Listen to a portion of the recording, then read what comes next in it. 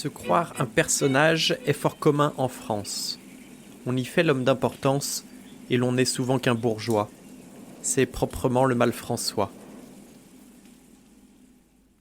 Vous venez d'écouter les premiers vers du rat et de l'éléphant, de Jean de La Fontaine. Il est l'heure de se mettre à fable. Bienvenue dans la Voix des Lettres, épisode 36.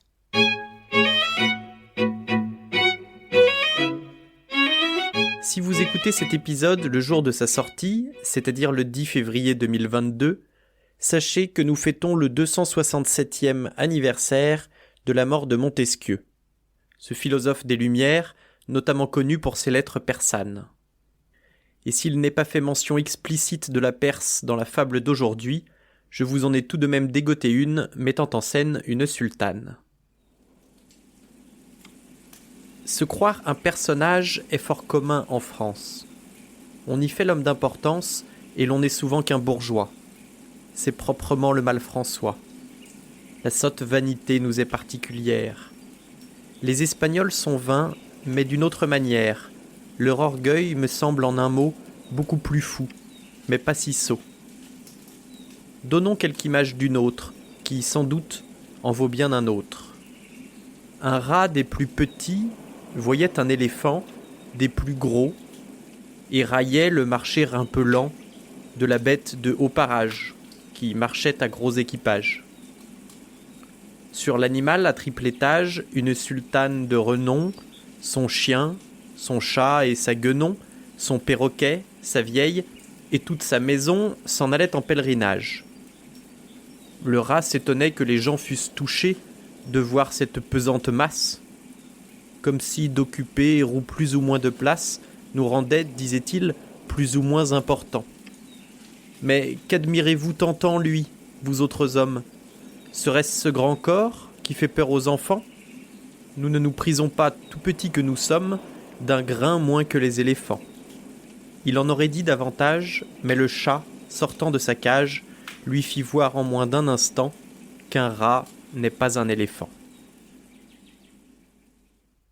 Ah, ce rythme chaloupé, ces vers savamment coupés, décalés, on n'est pas au jazz club, mais c'est tout comme.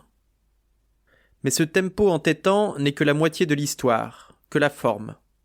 La morale, pour enlever toute ambiguïté, est présentée dès le début.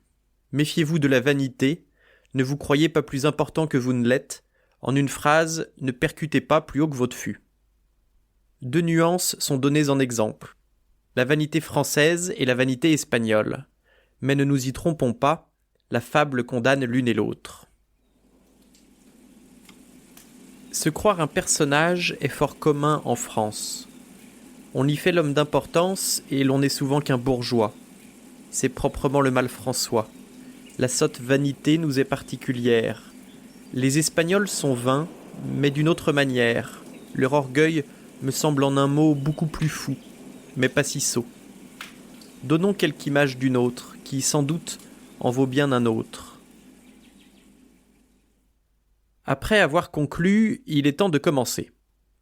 Le récit s'ouvre donc sur un rat, dont on nous dit qu'il est des plus petits, qui voit passer un éléphant parmi les plus gros. Il se moque aussitôt de la lenteur à laquelle avance le pachyderme, qui, pour sa ou ses défenses, transporte une sultane et toute sa suite, c'est-à-dire servante, chat, chien, perroquet, guenon et un peu de mobilier pour le casse-croûte du midi.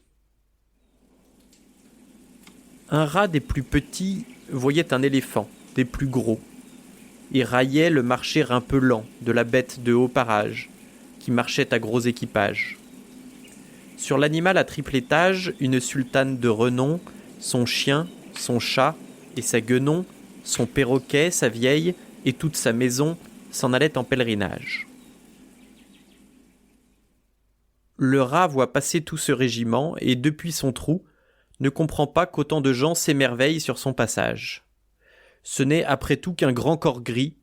D'ailleurs, n'est-ce pas l'ours qui, dans une autre fable, glosa sur l'éléphant, dit qu'on pourrait encore ajouter à sa queue, ôter à ses oreilles, que c'était une masse informe et sans beauté. Voilà ce que le rat ne comprend pas. Il est tout aussi gris et, malgré sa taille réduite, il croit peser dans le game autant que Babar portant Yasmine et ses animaux de compagnie. Le rat s'étonnait que les gens fussent touchés de voir cette pesante masse, comme si d'occuper ou plus ou moins de place nous rendait, disait-il, plus ou moins importants. Mais qu'admirez-vous tant en lui, vous autres hommes? Serait-ce ce grand corps qui fait peur aux enfants? Nous ne nous prisons pas, tout petits que nous sommes, d'un grain moins que les éléphants. Il en aurait dit davantage, mais le chat sortant de sa cage lui fit voir en moins d'un instant qu'un rat n'est pas un éléphant.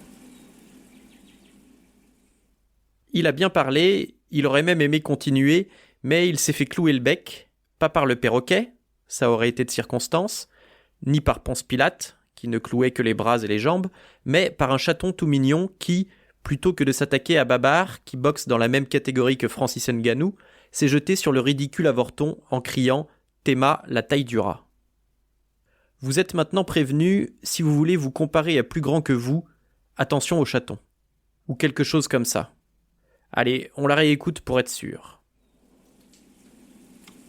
Se croire un personnage est fort commun en France. On y fait l'homme d'importance et l'on n'est souvent qu'un bourgeois. C'est proprement le mal François. La sotte vanité nous est particulière. Les Espagnols sont vains, mais d'une autre manière. Leur orgueil me semble en un mot beaucoup plus fou, mais pas si sot. Donnons quelque image d'une autre, qui, sans doute, en vaut bien un autre. Un rat des plus petits voyait un éléphant des plus gros et raillait le marcher un peu lent de la bête de haut parage qui marchait à gros équipage. Sur l'animal à triple étage, une sultane de renom, son chien, son chat et sa guenon, son perroquet, sa vieille et toute sa maison s'en allaient en pèlerinage. Le rat s'étonnait que les gens fussent touchés de voir cette pesante masse, comme si d'occuper ou plus ou moins de place nous rendait, disait-il, plus ou moins importants. Mais qu'admirez-vous tant en lui, vous autres hommes? Serait-ce ce grand corps qui fait peur aux enfants? Nous ne nous prisons pas, tout petits que nous sommes, d'un grain moins que les éléphants. Il en aurait dit davantage, mais le chat sortant de sa cage lui fit voir en moins d'un instant qu'un rat n'est pas un éléphant.